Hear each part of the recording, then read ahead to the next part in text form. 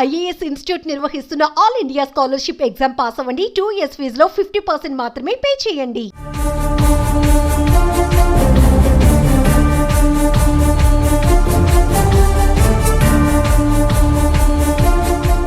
భార్యకు విశాఖలో పరీక్ష, ఎలా వెళ్లాలని ఆలోచన వచ్చేలోపే స్నేహితుడి కారులో విశాఖకు వెళ్లనున్నట్లు చెప్పాడు. సరే కలిసిపోదాం అనుకున్నారు. శనివారం తెల్లవారుజామున బయలుదేరి వెళ్లారు. సగం దూరం దాటింది. కాసేపు ఆగితే ఎవరు పనికి వారు వెళ్లిపోయేవారు. కానీ ఇంతలోనే ఘోరం, మృత్యువు వెంటాడింది. భార్యాభర్తలు, స్నేహితుడితో పాటు కారు డ్రైవర్ కూడా మరణించాడు.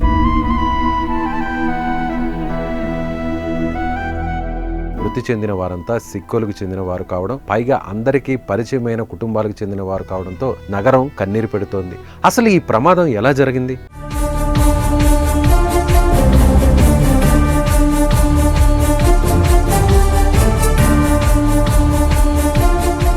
శ్రీకాకుళం టౌన్కు చెందిన వడ్డే అభినవ్, వడ్డే మణిమాల దంపతులు. అభినవ్ భార్యకు విశాఖపట్నంలో జరిగే IBPS బ్యాంక్ మెయిన్ ఎగ్జామ్ ఉంది.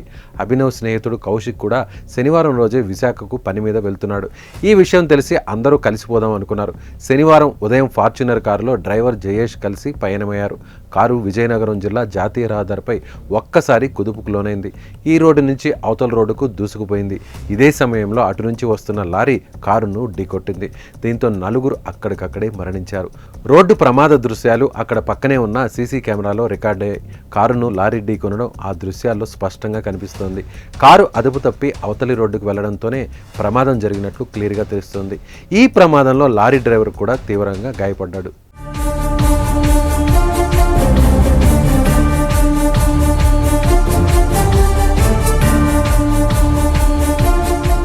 నలుగురి మరణ వార్త ఒక్కసారి శ్రీకాకుళంని ఉలిక్కిపడేలా చేసింది. అందరికీ తెలిసిన వ్యక్తులే ప్రాణాలు కోల్పోవడం తీవ్ర విషాదం నెలకొంది. ప్రమాదంలో మృతి చెందిన గౌడి కౌశిక్ నగరంలో బంగారు వ్యాపారి. అంతేగాక ప్రముఖ బంగారు వ్యాపారి అయిన లంకా గాంధీ అల్లుడు కూడా. 1.5 ఏళ్ల క్రితం లంకా గాంధీ కుమార్తెను కౌశిక్ ఇచ్చి వివాహం చేశారు. అలాగే భార్యతో పాటు మృతి చెందిన అభినన్ నగరంలోని కృష్ణ పార్క్ వద్ద లియో ల్యాబ్ యజమాని వడ్డి వాసుదేవరా కుమారుడు. అభినవ్ మణిమాల దంపతులకు 2 ఏళ్ల కుమారుడు కూడా ఉన్నాడు. డ్రైవర్ జయేష్ కూడా గత కొంతకాలంగా గౌడి కౌశిక్ వద్ద పనిచేస్తున్నాడు. రోడ్డు ప్రమాద సమాచారం తెలిసిన వెంటనే మృతుల కుటుంబ సభ్యులు, బంధువులు, మిత్రులు అందరూ భోగాపురంకు చేరుకున్నారు.